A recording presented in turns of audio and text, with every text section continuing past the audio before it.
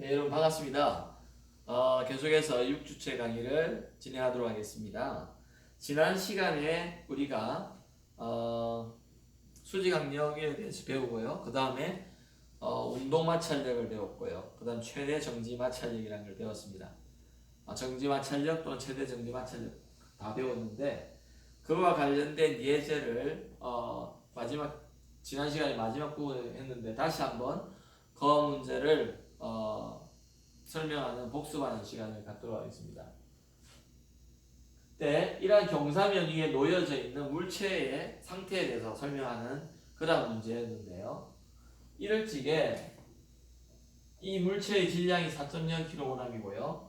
경사각이 30도일 적에 최대 정지 마찰 계수, 즉 이 물체와 이 경사면과 이 사이에 작용하는 마찰 계수가 0.65라고 그랬습니다. 그러면 지난 시간에 표 4.2에서 봤듯이 0.65 정도 된다면은 알루미늄하고 강철 정도 되겠다, 그죠? 그럼 이게 알루미늄이 강철면이라고 보시면 되겠죠. 그럴 적에 이러한 상황에서 수지 강력을 구해봐라는 거였습니다. A번에서. 그래서 수지 강력은 우리가 Y 승분의 그러한 힘이기 때문에 Fy를 이 물체에 대해서 뉴턴의 이 법칙을 적용을 했다. 자, 이 법칙이 뭐였죠? F는 ma인데 모든 힘을 Y 승분을 다 내라. 그런데 이게 may인데 어떻게 돼요? Y 승분의 운동은 없다 그랬죠? 없다 그랬잖아요. 면의 수직인 운동은 없을 겁니다. 놓아도. 그래서 0이다. 보여드리고 시험도요. 그럴 적에 이제 그래서 N은 mg 코사인 θ가 돼서 33.9N이 되더라. 이 주어진 조건들을 대입을 하니까. 그럼 두 번째 B번이 뭐였죠? B번을 뭘 구하는 겁니까? 최대 정지 마찰력을 구해보래요. 자, 최대 정지 마찰력은요, 사실 이 세타가 정해지게 된다. 그거는 제가 아까 전에 지난 시간에 책의 기울 경사면 실험을 통해서 보여드렸는데요.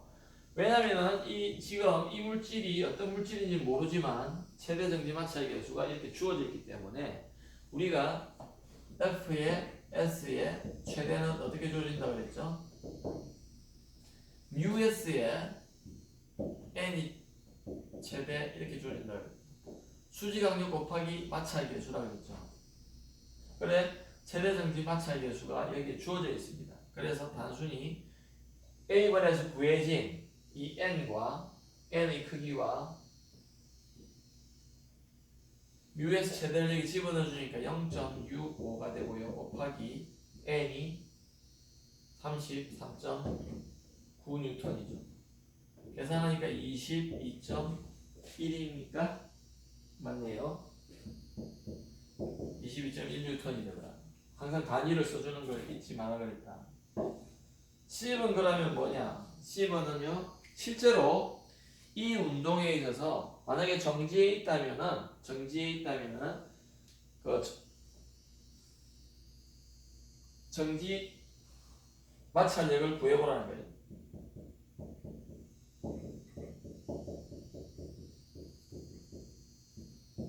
저 같은 B번을 먼저 했을 것 같아요. B번을 먼저 했을 것 같은데 이게 주어졌기 때문에 그냥 B번을 먼저 이렇게 최대 정지 마찰력으로 한 것 같은데 제 같으면은 정지에 있다고 보고 요거를 구입을 할 것 같습니다. 자, 보십시다. 그러면은 FS를 마찰력이니까 스몰 f를 썼고요. 정지에 있다 S를 써야 되겠죠. ES가 뭐라고요? static, 영어로 static이다. STATIC, 정지에 있는 이런 뜻입니다. 그래서 정지 마찰 계수는 어떻게 되죠? 뮤의 S의 N인데요. 자, 잘 보세요. μS 모르죠, 아직. 모르잖아요? 근데 뉴턴의 이 법칙에 따라서 우리는 요거를 구할 수 있다는 겁니다. 왜요? 정지에 있다고 보자. 그러면 어떻게 됩니까? 지금 시그마 F의 X를 해야 되겠죠? 왜냐면 마찰력은요, 요 면 위에 작용하는 힘입니다. 그래서 면과 나란한 X성분을 생각해야 되겠다. 그럴 적에 어떻게 됩니까? x 성분의 힘을 다 써주보니까 mg의 사인 세타고요. 맞죠? 수평 방향의 성분 mg 사인 세타 빼기 f의 s 이래 가지고 뭐라고요? 정지해 있다 그랬잖아요. 여기죠. 그래서 fs를 구해보니까 어떻게 됩니까? fs가 mg에다가 4 곱하기 9.8에다가요 곱하기 사인 30도니까 그죠? 2분의 1이다 그죠? 19.6N이죠. 그래서 이 fs가 지금 D번을 보면은요 fs가 지금 fs의 최대보다 작죠? 요거 계산해 봤더니만 22.1N이었어요 여기에. 근데 우리의 상황에 있어서 마찰력은 어쨌든 19.6N이죠. 아직까지 움직이려면은 충분한 더 마찰력이 있다 그죠? 22.1이 최대니까. 그래서 이 물체는 여기에서 놓는다 하더라도 어떻다고요? 움직이지 않는다는 겁니다. 그게 D번의 답이었습니다. 이해가 되셨나요? 그래서 마찰력이 최대 정지 마찰력보다 작으면은 당연히 움직이지 않는다. 그 다음에요 4.5절이 뭐냐면은 이제 드디어 이제 수직 항력을 벗어나서 우리는 좀 더 이제 이 자연적인 현상에서 일어나는 그러한 모든 경우를 해석하기 위해서 계속해서 이 여러 가지 힘들에 대해서 살펴보고 있습니다. 지금 4.3절에서는 거의 한 주 동안에 4.3절을 했는데요. 뭘 공부했습니까? 항력이라는 것을 공부하고요. 그와 관련된 마찰력이라는 걸 공부했습니다. 이제 한두 개만 하면 이제 거의 끝나는데요. 마지막으로 이렇게 남은 게 4.5에 뭐가 돼 있죠? 장력이라는 게 있어요. 여러분, 텐션인데요. 이거는 우리 삶에 있어서 불가분의 관계입니다. 자, 제가 이거 팔을 움직일 수 있는 게 이 근육들이 이 뼈를 붙들고 있는 힘이 있기 때문에 그렇습니다. 맞죠? 안 그러면 내가 아무리 움직이고 싶어도 손가락도 움직일 수가 없을 것입니다. 팔도 이렇게 왔다 갔다 할 수 없죠? 여기 있다가 놓으면 다 이렇게 펴지잖아요? 당기고 있기 때문에 그렇죠? 그런 것들. 아니면은 길거리에 운전을 하다 가다 보면은 신호등이 어디 매달려 있잖아요. 예를 들어서 이런 신호등 우리 하나에 별로 없는데 뭐 신호등이 이렇게 매달려 있어요. 이렇게 뭐 빨간색, 파란색, 뭐 노란색 이런 식으로 돼 있잖아요. 녹색, 노란색 돼 있는데 여기 매달려 있죠. 이 매달려 있는 힘. 그게 텐션입니다. 장력이라는 겁니다.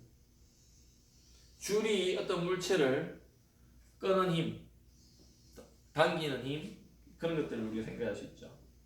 그래서 우리가 이것도 여러 가지 예를 들어서 여러 가지 경우를 살펴보는데요. 4.5의 1의 경우를 보니까 경우 1이라 그래가지고 케이스 1 영어 책에 보면 케이스 1 이렇게 되어 있어요. 정지해 있는 물체에 작용하는 연직 방향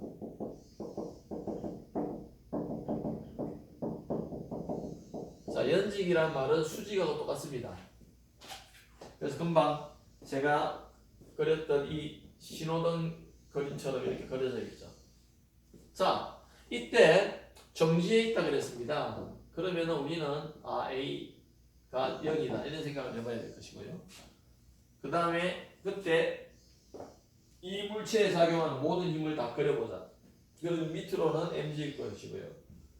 위로는 이 줄이 없다면은 자연학파를 하겠죠. 근데 줄이라는 게 연결되어 있기 때문에 얘가 지금 움직이지 않고 있다. 그러면은 어쨌든 모르겠지만 이것을 위로 당기는 힘이 있을 것이다. 그거를 텐션의 첫 번째 글자를 따서 줄에 의한 힘이기 때문에 T로 썼습니다. 그러면은 뉴턴의 이 법칙에 의하여 어떻습니까? F의 Y의 MAY인데 지금 이 AY가 연지 성분이니까 제로라고 했다. 그죠? 정지에 있다 그랬잖아요. 정지. Y 성분의 힘을 다 해보니까 어떻게 위로는 T고요. 빼기 mg를 하니까 이때 텐션은 mg라는 겁니다. 이때 텐션은 mg다. 그래서 텐션이 무게하고 똑같다. 그게 80페이지에 나와 있습니다. 4-16식이죠. 이게. 답이 4-16식. 그러니까 이러한 케이스, 정지에 있으면서 연직 방향의 장력이 작용할 적에는 그 물체의 무게하고 똑같은 장력이 작용하게 됩니다. 줄에. 그러면 줄이 이 장력을 견디기 어려운 줄이라면 여기 끊어져 버리겠죠. 그러나 견디고 있다면은 그 줄의 장력은 이 질량의 해당하는 중력하고 똑같다 이런 말입니다. 그 다음에 4-5의 일을 한번 보실까요? 두 번째 케이스 2, 그러니까 경우 2. 경우 2를 보니까 어떻습니까? 가속되고 있는 물체에 자, 가속되고 있는 생각나는 게 있습니까? 아까 전에 학력도 그랬지만 엘리베이터 문제죠. 엘리베이터. 이러한 물체 안에서 작용하는 연직 방향.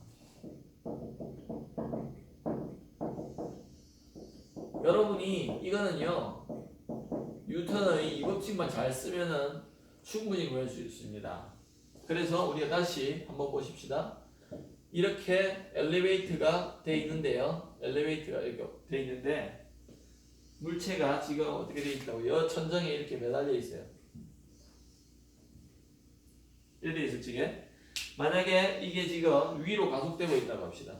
자, MAX MA로 위로 가고 있어요. MA에 오케이. 그러면 이때 텐션은 어떻게 되냐는 겁니다. 이 줄이 매달려 있. 그렇다면은요, 우리는 이때 우리가 어쨌든 여기에 T가 작용할 거예요. 여기는 mg가 작용할 겁니다. 다시 이야기하지만 이 엘리베이터가 위로 올라갈 때와 아래로 갈 때는 이 텐션이 다를 거예요 아마. 그래서 위로 가속될 적에 자 보십시다. MAY가 어떻게 될 때인지 또다시 뉴턴의 이 법칙을 쓰라 그랬죠. F의 Y가 MAY인데 이제는 이게 제로가 아니에요. 왜? 가속되고 있다고 해놨잖아요. 가속되고 있죠. 이 물체는요, 이 엘리베이터와 똑같은 가속도를 가지고 갈 겁니다. 안 그렇다면 어떻게 될까요? 얘는 이래 가는데 얘는 더 이렇게 가든지 더 다른 속도로 막 가속이 되어 가야 되겠죠. 그죠? 그렇지 않기 때문에 이렇게 된다. 그러면 Y 성분으로 작용하는 힘을 다 적어보니까 어떻습니까? 여기 보니까 T의 위의 방향이고요. 아래 방향으로는 빼기에 mg를 해줘야 되겠다. 그죠?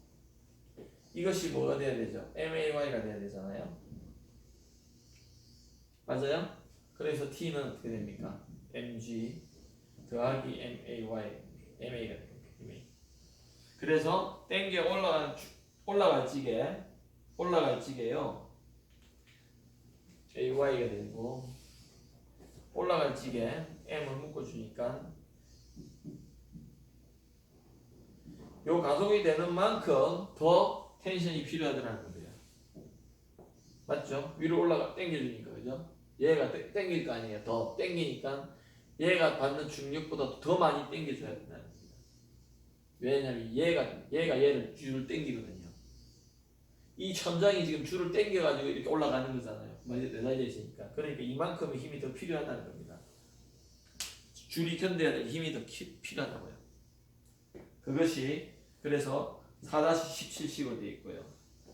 경우에 3을 보니까요.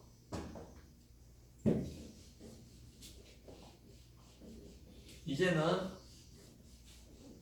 연직이 아니라 어떻게 되어 있습니까?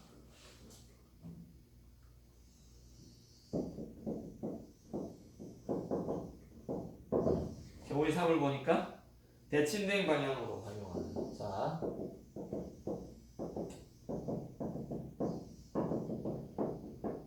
대칭이니까 뭐 두 개 정도는 나오겠다, 그죠? 두 장력이네요.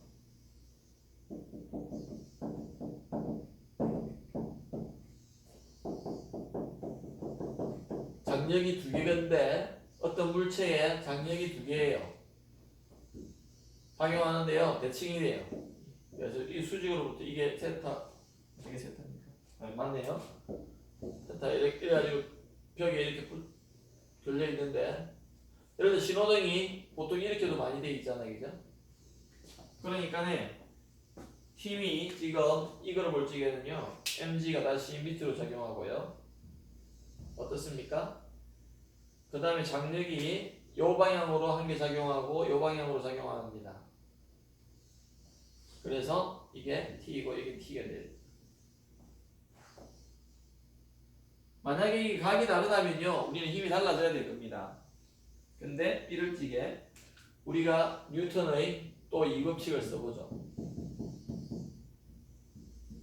지금 이 물체가요, 질량 m인 물체가 지금 정지해 있죠. 줄이 끊어져 있지 않다고 했으니까 정지해 있습니다. 그냥 매달려 있는 거니까요. 그렇다면은 우리가 책에 그대로 보면은 MAY가요. 자, FY가 이게 제로가 돼야 될 거예요. 그러면은 이 FY를 다 구해보니까 어떻습니까? 아랫 방향으로 이렇지만 요 힘을 우리가 지금 분리를 해봐야 돼요. X선분, Y선분. T에 대해서도 또 분리해야 된다. 근데 T1, T2로 발신을 해도 되는데 이렇게 해봅시다. 그러면 어떻게 될까요? Y선분만 지금 하니까요. 요게 세타라면요. 이게 지금 세타면은요. 코사인 세타가 된다. 그죠? T에. 이게 세타라 했습니다. 그러니까 이게 T니까 Y선분은 코사인 세타가 되죠. 그래서 T의 코사인 세타 더하기 T의 코사인 세타를 해고요. 빼기 mg인 것이 어떻게 되죠? 0이 돼야 되겠다. 그죠? 이게 지금 위의 방향이잖아요. 그 다음 빼기 아랫 방향 mg 해줬죠. 그러니까 어떻게 됩니까? 2의 t의 코사인 세타가 mg가 되겠죠. t는 어떻게 되죠? 2 코사인 세타분의 mg가 됩니다. 요걸 넘겨주니까요. 그것이 지금 4-18식입니다. 4-18식이 됐고요. 그래서 t를 구했습니다. 만약에 이제 대칭이 아니에요. 자, 이런 경우가 이제 나올 수 있는데, 이런 경우가 이제 좀 더 복잡한 거.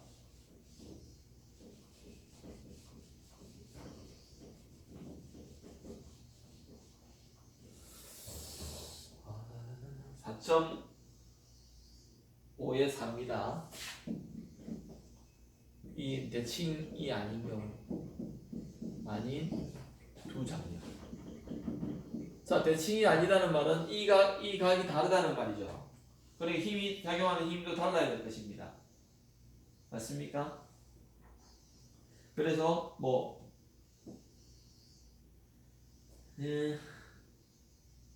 그림 4-6을 가지고 우리가 해봅시다. 어떤 게냐면 이런 경우죠. 이렇게 돼 있다. 그러면은 책에 T2가 이렇게 돼 있고요.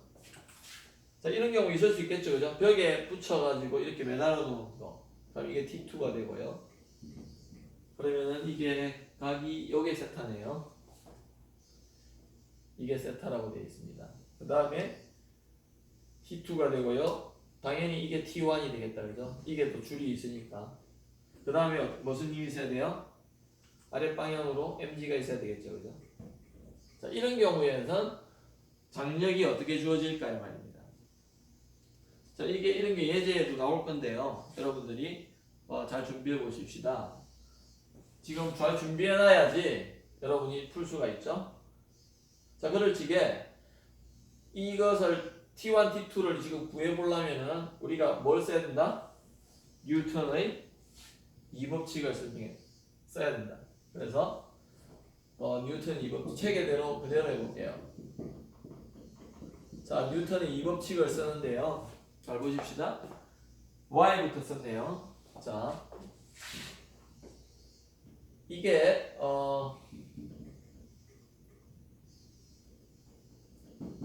정지해 있으니까 제로가 돼야 되겠다. 그죠? 그러면은 지금 이거는 수평의 힘이기 때문에 y 성분이 없어요.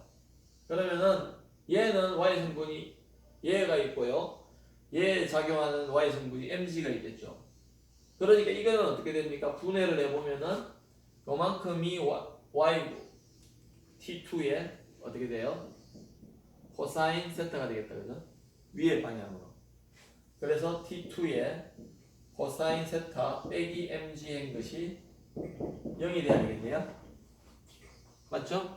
움직이면 없다 그랬으니까 요것이 당겨주는 것 중에서 y 성분만 해보면 이래 되고 이게 x 성분은 또 어떻게 될까요? t2에 요게 세타이기 때문에 지금 이게 코사인이 되고요. 이게는 사인 세타가 되겠다. 그죠? 그래서 우선 y 성분을 가지고 해보니까 이렇게 된다. t2는 벌써 정해졌다. 그죠? t2는 어떻게 돼요? 코사인 세타분의 mg라는 게 정해져요. 그래서 이의 무게를 알고 세타만 알면 t2는 결정이 났네요. 그래서 그 다음 t1을 결정하기 위해서 우리가 여기에서 x 성분에 대해서 우리가 해보면은 다시 뉴턴의 이 법칙을 x 성분을 써볼게요. fx를 해봅시다. 그러면 어떻게 될까요? max인데 이것도 여전히 제로가 돼야 된다. 그죠? 안 움직인다 했으니까. 그러면은 t1과 t2 두 개가 다 지금 이거는 x 성분이고요. t1 빼기, 왜냐면 이거는 이 방향이고 이건 이 방향이니까 이 오른쪽 방향이니까 t1, t2에 어떻게 됩니까? 사인 세타가 되겠죠. 그죠? 이것이 제로가 돼요. 그래서 우리가 여기서 t2를 벌써 구했기 때문에 계속해서 진행을 해보면요. 잘 보십시다. 그러면 이 식으로부터 이제 이거는 y 성분밖에 없으니까 그거밖에 없죠? t1은 어떻게 됩니까? t2에 사인 세타가 되고요. 이것은 t2를 우리가 이것을 대입을 해주니까 코사인 세타분의 mg가 되고요. 그 다음에 여기에 사인 세타가 오겠죠. 그죠? 코사인 세타분의 사인 세타니까 탄젠트 세타네요. 그래서 최종 답은 mg의 탄젠트 세타가 되더라. 뭐가? t1은. 그래서 81페이지 그 아래쪽에 내려가 보니까요. t1 이 mg의 탄젠트 세타라는 것이 이렇게 나와 있습니다.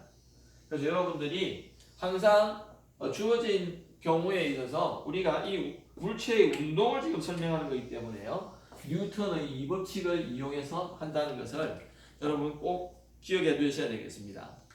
그래서 오늘은 여기까지 하도록 하고요. 뉴턴의 법칙의 응용에 대해서 다음 시간에 나오기 때문에 그 응용 부분부터 다시 시작하도록 하겠습니다. 여러분이 그래서 이제는 어떻느냐면 응용을 들어갈 수 있을 만큼 힘에 대한 모든 개념과 정보들을 다 얻었습니다. 그죠? 끄는 힘이라든지 줄이 당기는 힘이라든지 마찰력이라든지 그런 것들을 다 했기 때문에 이제는 여러분들이 응용 파트를 충분히 진도를 나갈 준비가 되어 있는 상태이기 때문에 여러분들이 이때까지 배웠던 것들 집에서 잘 복습을 해보시고요. 그 다음에 뉴턴 법칙의 응용에 대해서 우리가 구체적으로 다음 한 주 동안에 나가고 그 모든 부분을 소화하고 나서 중간고사를 칠 거예요. 그래서 시험 범위는 4장까지입니다.